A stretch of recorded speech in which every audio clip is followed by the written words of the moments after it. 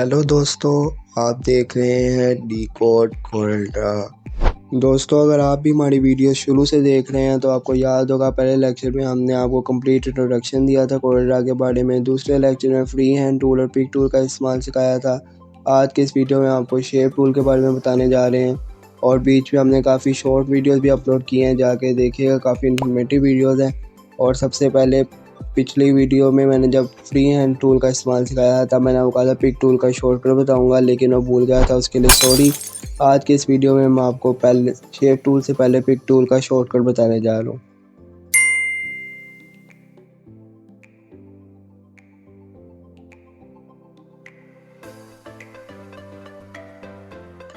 यहाँ पे मैं फ्री हैंड टूल से एक स्ट्रेट लाइन लगाई है और अब मैं आपको बताता हूँ कि शॉर्टकट तरीके से पिक टूल पे कैसे जाएं। अभी यहाँ पे फ्री हैंड टूल एक्टिव है। कीबोर्ड से मैं आपको बता रहा हूँ, स्पेस बार दबाना है आपने। कीबोर्ड से स्पेस बार दबाएंगे तो पिक टूल एक्टिव हो जाएगा। मैं बार बार करके दिखाता हूँ ताकि आपको कुछ ऐसी ना रहे जो समझ ना आए।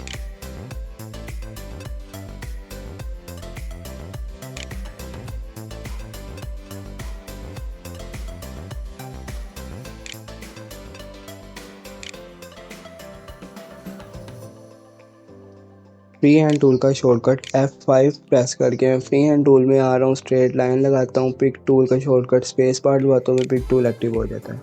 इसको डिलीट करके एक और चीज़ आपको बताता हूँ कि जब हम टेक्स्ट टूल से लिख रहे होते हैं तो टेक्स्ट के दौरान हम स्पेस का इस्तेमाल करते हैं, तो जब हम वहाँ पे स्पेस बार दबाते हैं तो पिक टूल एक्टिव नहीं होता। उसके लिए एक अलग शॉर्टकट है। यहाँ पे मैंने टेक्स्ट का साइज़ बड़ा कर लिया और मैं लिख रहा हूँ सब्सक्राइब टू माई चैनल। इसके दौरान मैंने सब्सक्राइब के आगे भी स्पेस डाली है, टू के आगे भी, माई के आगे भी, लेकिन पिक टूल एक्टिव नहीं हुआ।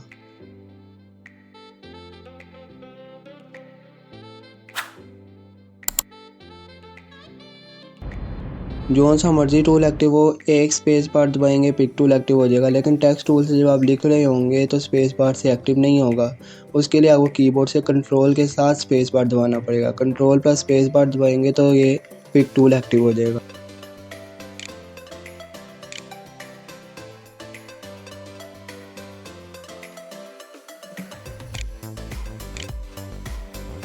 फंक्शन की से F8 टेक्स्ट टूल की शॉर्टकट है। यहाँ से मैं शॉर्टकट से टेक्स्ट टूल एक्टिव कर लिया। मैं कुछ भी लिख रहा हूँ और फिर से जब कंट्रोल के साथ स्पेस बार दबाता हूँ तो पिक टूल एक्टिव हो जाएगा।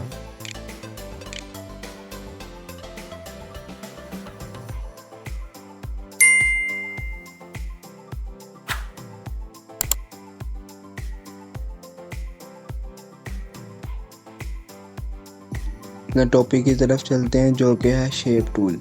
दोस्तों, शेप टूल का किरदार कोल्ड्रा के अंदर बहुत ही ज़्यादा इम्पोर्टेंट है।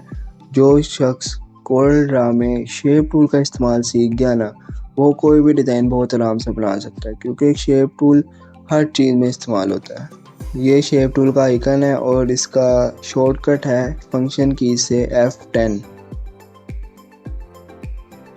शेप टूल समझाने के लिए सबसे पहले मैंने फ्री हैंड टूल से एक स्ट्रेट लाइन लगाई है और पिक टूल एक्टिव कर लिया स्पेस बार दबा के। हमेशा शॉर्टकट से काम किया करें, प्रोफेशनल की पहचान ही यही है, वो शॉर्टकट से काम करता है।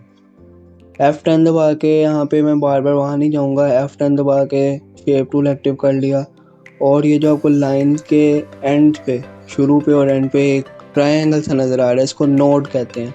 ये जो आपको नज़र आ रहा है इसको नोड कहते हैं।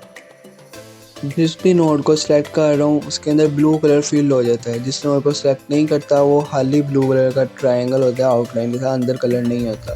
तो ये पहचान है सिलेक्टेड नोड की और जो सिलेक्ट नहीं होती है उसकी।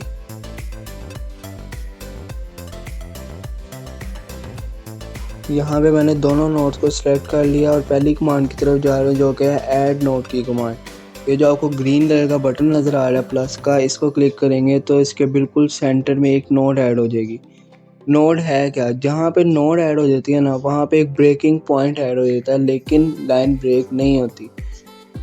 ये देखें, जिस तरह मैं इसको ऊपर कर रहा हूँ, इस सेंटर वाली नोड को, साइड वाली दो नोड्स अपनी जगह पे हैं, लाइन उसकी मूव कर रही है लेकिन नोड्स अपनी जगह पे हैं। ये फ़ायदा होता है नोड ऐड करने का या सब्ट्रैक्ट करने का, किसी भी डिज़ाइन में काम आ सकती है। फिर से मैंने दोनों नोड्स को सिलेक्ट कर लिया, दोबारा ऐड नोड पे क्लिक किया, एक सेंटर में आ गई, दोबारा क्लिक किया, दो ऐड हो गई, दोबारा क्लिक किया तो 8 हो गई। 2 से हमने ऐड करते करते 8 नोड्स बना दिए। अब आप किसी भी नोट को एक अलग तरीके से डील कर सकते हैं, लाइन से अलग होके। यहाँ पे दोबारा मैं एक स्ट्रेट लाइन लगा रहा हूँ और नोट्स ऐड करता जा रहा हूँ। नोट्स ऐड कर दिए हैं क्योंकि मैं अगली कमांड सिखा रहा हूँ जो कि है सब्ट्रैक्ट नोट की कमांड। इससे जो नोट्स ऐड हुई हैं जितनी भी सिलेक्ट होंगी वो सब डिलीट हो जाएंगी। अभी सब सिलेक्ट है, मैं जैसे ही दबाया पूरी लाइन डिलीट हो गई। मुझे पूरी लाइन डिलीट नहीं करनी थी, इसलिए मैंने फ़ौरन अंडू किया। जो भी गलती होती है आपसे फ़ौरन अंडू किया करें। अंडू कर दिया, ये लाइन वापस आ गया। मैंने बीच की सारी नोट सेलेक्ट की और वहाँ से सब्ट्रैक्ट नोट कर दी तो डिलीट हो गई। नोट्स को डिलीट करने के लिए आपको बार बार सब्ट्रैक्ट नोट की कमांड पे जाने की ज़रूरत नहीं है। सिलेक्ट करें और कीबोर्ड में डिलीट के बटन से भी आप डिलीट कर सकते हैं।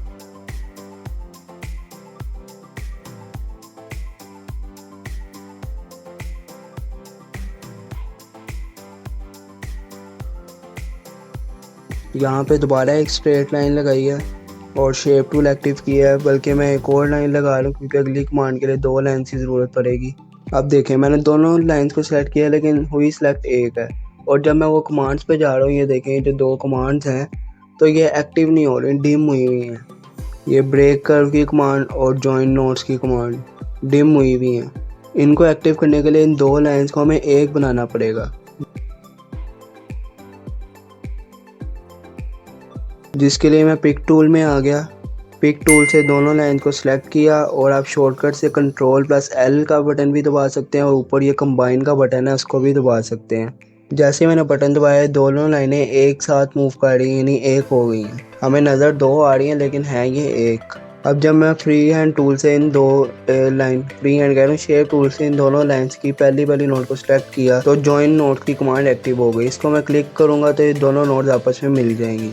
और इनको अलग करने के लिए उसी कमांड पे जाएं ब्रेक कर्व की और अलग हो जाएंगी।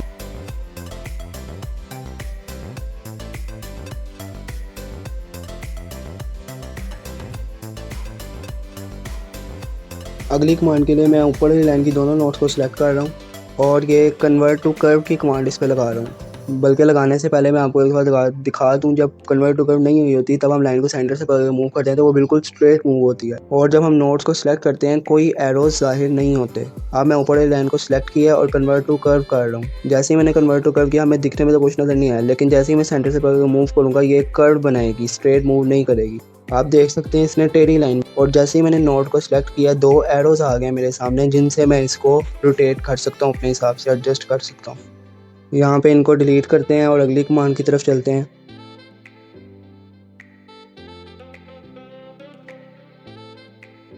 यहाँ पे मैं पेन टूल से एक ऑब्जेक्ट बना रहा हूँ, रैंडम सा कोई भी। और अब ये वाली नोट नहीं, पहले मैं सबको सिलेक्ट कर रहा हूँ और कन्वर्ट टू कर्व कर रहा हूँ। कन्वर्ट टू कर्व कर दिया। अब मैं ये नोट सेलेक्ट किए एक और इस पे रोटेशन एरोज आ गए। रोटेशन एरोज को मैं मूव कर रहा हूँ तो ये इंडिपेंडेंट अलग अलग मूव कर रहे हैं। इनको एक बनाने के लिए जैसे ही मैंने ये नोट पे ये वाली कमांड एक्टिव की तो ये एक स्ट्रेट लाइन में आ गए। इससे आप किसी भी ऑब्जेक्ट को अपने हिसाब से शेप दे सकते हैं, इसीलिए इसका नाम शेप टूल है।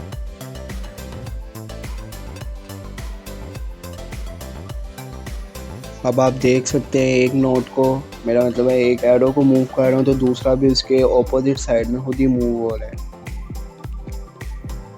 अब मैंने ये नोट को सेलेक्ट करके दोबारा पहले वाला मूव किया तो ये देख सकते हैं दोबारा ये इंडिपेंडेंट मूव होने लग गए। इसका तीसरा मोड जो है वो है सिमेट्रिकल नोट। जैसे ही मैंने इसको सिमेट्रिकल नोट किया तो आप देख सकते हैं पहले एरोज़ की जो लेंथ थी वो एक दूसरे से चेंज होती थी, लेकिन अब जैसे ही मैं एक एरो को छोटा कर रहा हूँ दूसरा एरो भी छोटा हो रहा है, एक एरो को बड़ा कर रहा हूँ दूसरा एरो भी बड़ा हो रहा है। साथ साथ मैं आपको रिपीट करके दिखाता हूँ और अगर कोई चीज़ समझ ना आए तो कमेंट में ज़रूर बताएं ताकि मुझे भी पता लगे कि मैं कैसा समझा रहा हूँ और किसको समझ आ रही किसको नहीं आ रही। यहाँ पे फिर से मैंने एक स्ट्रेट लाइन लगाई है और आप देख सकते हैं कि जैसे ही मैं शेप टूल में आया हूँ ये नोट्स की डायरेक्शन जो है वो इस तरह है, डायरेक्शन आप देख सकते हैं। और जैसे ही मैं ये इस कमांड पे क्लिक करूँगा तो इसकी रोटेशन ऑपोजिट साइड पे हो जाएगी, यानी ये इसकी डायरेक्शन को उल्टा कर देगा। अगली 2 कमांड्स को समझने लगे हैं जो कि है एक्सट्रैक्ट सबपाथ की कमांड और एक्सटेंड लाइन टू कर्व की कमांड।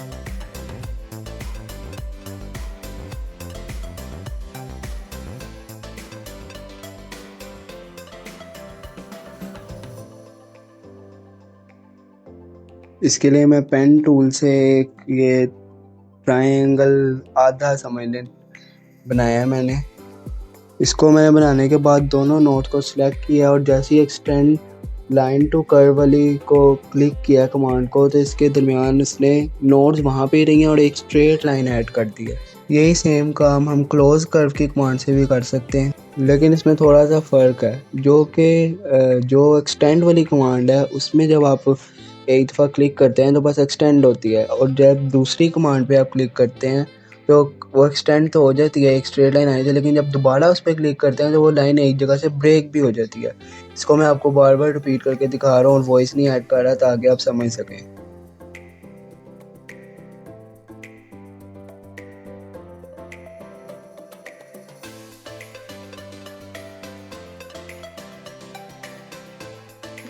यहाँ तक अगर आपको कुछ समझ नहीं आई तो मुझे कमेंट सेक्शन में बताएं, और किसी भी किस्म का कोई भी सवाल हो तो कमेंट सेक्शन में ज़रूर बताया करें। अगली कमांड के लिए मैंने एक रेक्टेंगल ड्रॉ किया और उसके नीचे वाली दो नोट को सेलेक्ट कर लिया। अब मैं जब एक नोट को लेफ़्ट से राइट मूव कर रहा हूँ तो दूसरी भी ऑटोमेटिकली लेफ़्ट से राइट उतनी ही मूव हो रही है जितनी मैं पहली को कर रहा हूँ, लेकिन मैं चाहता हूँ कि जब मैं इसको लेफ़्ट से राइट मूव करूँ दूसरी ऑटोमेटिकली राइट से लेफ़्ट अंदर की तरफ मूव हो। तो उसके लिए कमांड को कहते हैं रिफ्लेक्ट नोट्स करना, रिफ्लेक्ट नोट्स हॉरिजॉन्टली। जैसे ही मैंने कमांड पे क्लिक किया देख सकते हैं एक को लेफ़्ट से राइट मूव कर रहा हूँ, दूसरी राइट से लेफ़्ट दोनों मूव हो रही है। इसी तरह इसके साथ ही एक कमांड है रिफ्लेक्ट नोट्स वर्टिकली। तो ये दो नोट्स को मैंने सेलेक्ट किया और ये वर्टिकली अब एक साथ रिफ्लेक्ट हो रही हैं।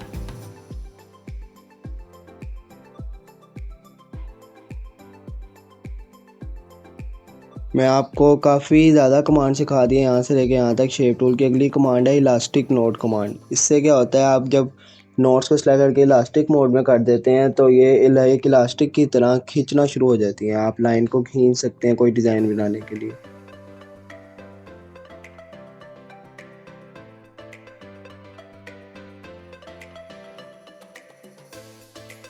बिल्कुल इसी तरह जिस तरह मैं करके दिखा रहा हूँ, और आपने इस सब की प्रैक्टिस बहुत ज़्यादा करनी है, क्योंकि प्रैक्टिस की करेंगे तो ये आएगा, नहीं तो ये कभी भी नहीं आएगा। ख़ास तौर पे शेप टूल की प्रैक्टिस बहुत ज़्यादा करनी है।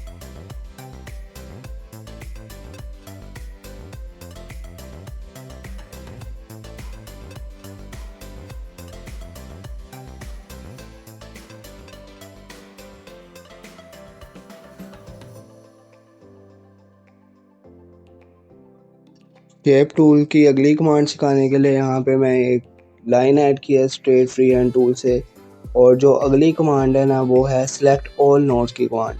इससे क्या होता है, जितनी भी नोट्स बनी होती हैं किसी भी शेप में किसी भी डिज़ाइन में वो सब सिलेक्ट हो जाती हैं, जैसे मैं आपको करके दिखा रहा हूँ। यहाँ पे मैंने एक लाइन के अंदर बहुत ज़्यादा नोट्स ऐड कर दिए हैं, तो इसको एक ही दफ़ा में सिलेक्ट करने के लिए सिलेक्ट ऑल नोट्स करें, तमाम नोट्स सिलेक्ट हो जाएंगी। अगली कमांड है रिड्यूस नोट्स की कमांड। रिड्यूस नोट की कमांड के लिए यहाँ पे मैंने फ्री हैंड टूल से एक रैंडम ऑब्जेक्ट बना लिया है और इसमें काफ़ी सारी नोट्स ऐड करने लगा हूँ। नोट्स ऐड कर ली हैं। रिड्यूस नोट्स की कमांड क्या करती है कि सिर्फ वो नोट्स रहने देती है जिनका रहना ज़रूरी है, यानी जो जो ऑब्जेक्ट बना हुआ है उसके बनने में जो नोट्स ज़रूरी हैं सिर्फ वो रहने देती है, और फालतू की सारी नोट्स को ख़त्म कर देती है। एक तरह से ये भी कह सकते हैं कि जितने भी कॉर्नर्स होते हैं वहाँ पे नोट्स रह जाती हैं और बाकी सारी डिलीट हो जाती हैं। शेप टूल की अगली कमांड है स्मूथ नोट्स की कमांड। इसमें मैं एक रैंडम सा ऑब्जेक्ट बना लिया। स्मूथ नोट्स की कमांड क्या करती है, जब आप नोट को सिलेक्ट करके यहाँ से स्मूथ का आप लिख के भी बना सकते हैं और ये रेगुलेटर को भी इंक्रीज़ कर सकते हैं। जैसे ही मैंने इसको इंक्रीज़ किया काफ़ी हद तक ये कॉर्नर्स को स्मूथ कर देती है।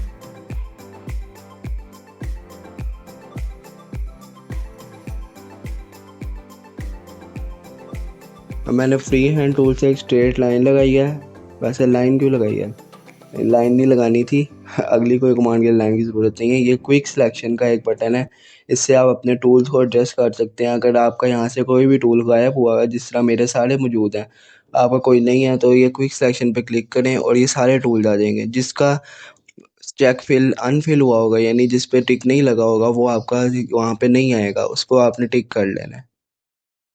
हाँ, याद आ गया कि लाइन क्यों लगाई थी। लाइन लगाई थी आपको सिलेक्शन मोड समझाने के लिए। यहाँ पे स्ट्रेट लाइन में मैंने नोट्स ऐड कर दिए हैं। अब मैं चाहता हूँ कि मैंने सारी नोट को सिलेक्ट नहीं करना है, एक छोड़ के एक नोट को सिलेक्ट करना है। तो मैं अब कैसे सेलेक्ट करूँगा, आप ये रेक्टेंगल मोड है सिलेक्शन का, इसको फ्री हैंड पे करते हैं। जैसे ही आप फ्री हैंड पे करेंगे तो आपके पास ये ऑप्शन आ जाता है कि आप कोई भी नोट छोड़ के, दो छोड़ के एक सेलेक्ट कर लें, एक छोड़ के दो सेलेक्ट कर लें, आपकी मर्जी है।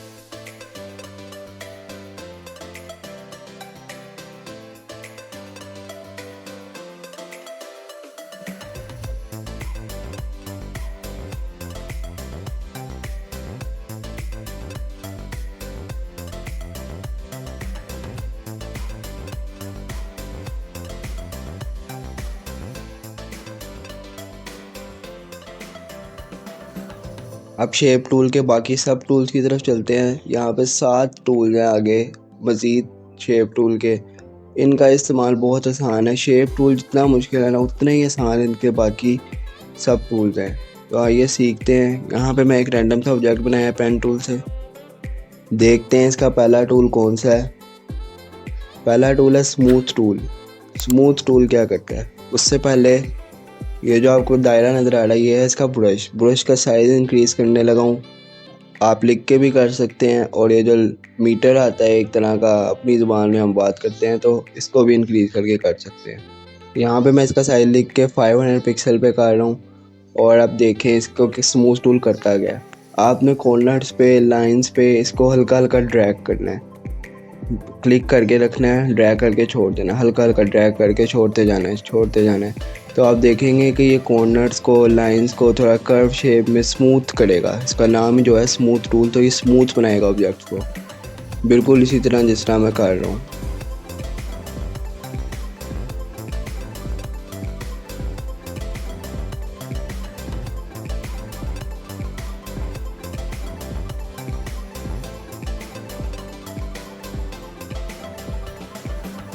अगला टूल है स्मीयर टूल। इसके लिए मैंने पेन टूल से एक ऑब्जेक्ट बना लिया। शेप टूल का अगला टूल स्मीयर टूल सेलेक्ट करने लगा हूँ। और स्मीयर का मतलब ही तोड़ फोड़ करना होता है। तो ये ऑब्जेक्ट की शेप को ख़राब करता है। आप इसको किसी भी ऑब्जेक्ट के बॉर्डर से ड्रैग करेंगे तो ये उसकी शेप को ख़राब करना शुरू कर देगा, यानी अपनी तरफ ड्रैग करके आगे की तरफ लेके जाएगा।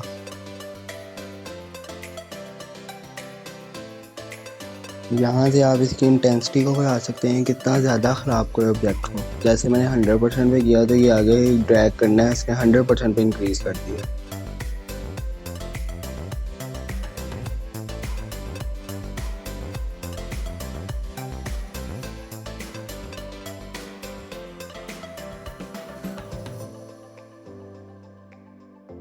अगले टूल के लिए पेन टूल से रैंडम सा ऑब्जेक्ट बना लिया। और अगला टूल है ट्विल टूल।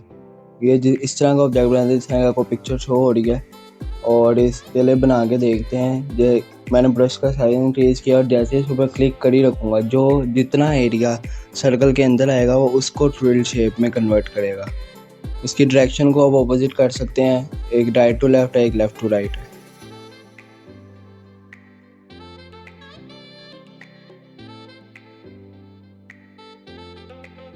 और अगर आप एक जगह पे क्लिक करने के बजाय ड्रैग करते हैं तो ये राउंड होता हुआ अभी आपके साथ ड्रैग होता होता आगे तक चला जाएगा।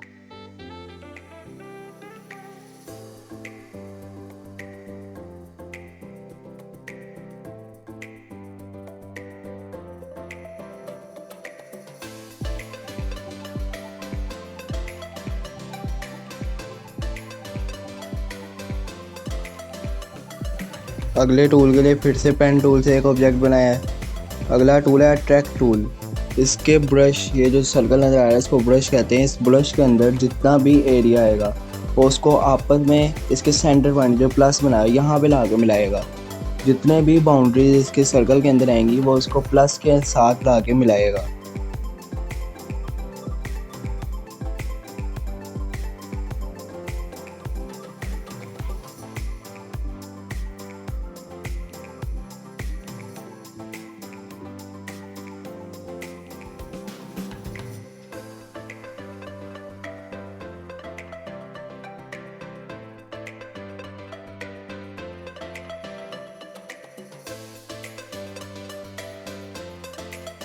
अगले टूल के लिए फिर से पेन टूल का इस्तेमाल कर रहा हूँ। यहाँ पे कोई भी टूल इस्तेमाल कर सकते हैं, मैं वैसे ही पेन टूल इस्तेमाल कर रहा हूँ।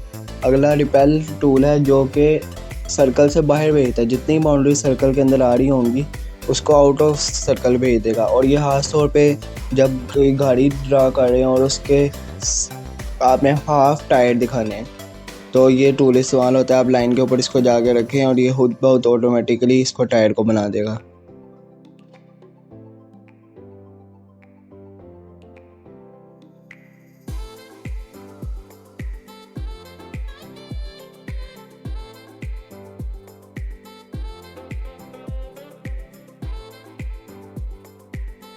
फिर से एक ऑब्जेक्ट बना लिया है। अगला टूल है स्मज टूल। स्मज टूल यहाँ पे मैं सेलेक्ट करने लगा हूँ और ये ब्रश इसलिए नहीं मेरा नज़र आ रहा क्योंकि इसका साइज़ बहुत छोटा है। यहाँ पे 4 पिक्सल लिखा हुआ है, इसको मैं इंक्रीज़ कर रहा हूँ और ये हाईएस्ट जब इंक्रीज़ होता है तो ये 192 पिक्सल तक होता है, इससे ऊपर नहीं जाता। और ये खास तौर पे ये इसका जो काम है ना स्मज टूल का, ये रूट्स जब प्लांट की रूट्स ड्रा करनी होती है ना तो उसमें बहुत ज़्यादा किरदार अदा करता है स्मज टूल।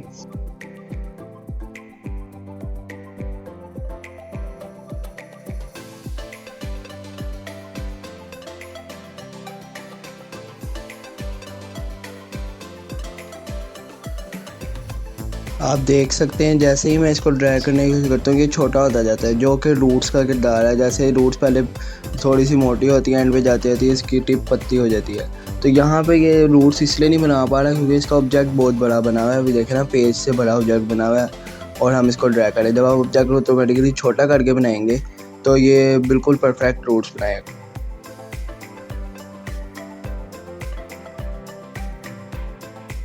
अगला टूल है रफन टूल। इसके लिए मैंने एक रेक्टेंगल ड्रा कर लिया है। यहाँ पे रफन टूल का ब्रश भी बहुत छोटा था इसलिए नज़र नहीं आ रहा था, इसको भी इंक्रीज़ करते हैं। इसका ब्रश भी 192 पिक्सल तक इंक्रीज़ हो सकता है।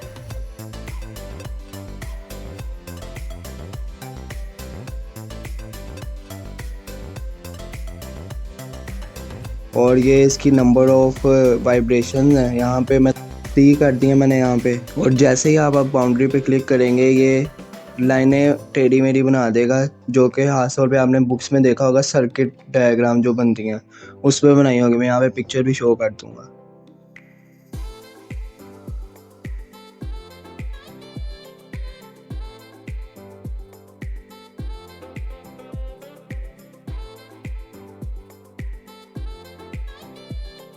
ये देखें, जब मैंने ज़्यादा जूम किया तो ये इसके पिक्सल्स नज़र आने लग गए हैं, जो कि डिज़ाइनिंग में नहीं आते। अगर आपके साथ भी ऐसा मसला हो तो आपने यहाँ पे व्यू में आना है और इससे पिक्सल से इन्हेंस कर देने क्वालिटी, तो ये खुद बहुत मिट जाएगा। व्यू में आके पिक्सल से इन्हेंस क्वालिटी।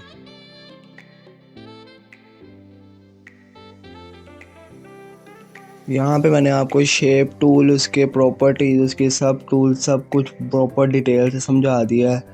यार बहुत मेहनत लगती है इसमें। आप तो सब्सक्राइब कर दो और दोस्तों के साथ शेयर भी करो ताकि वो भी फ्री में ग्राफिक डिज़ाइनिंग सीख के पैसा कमा सकें।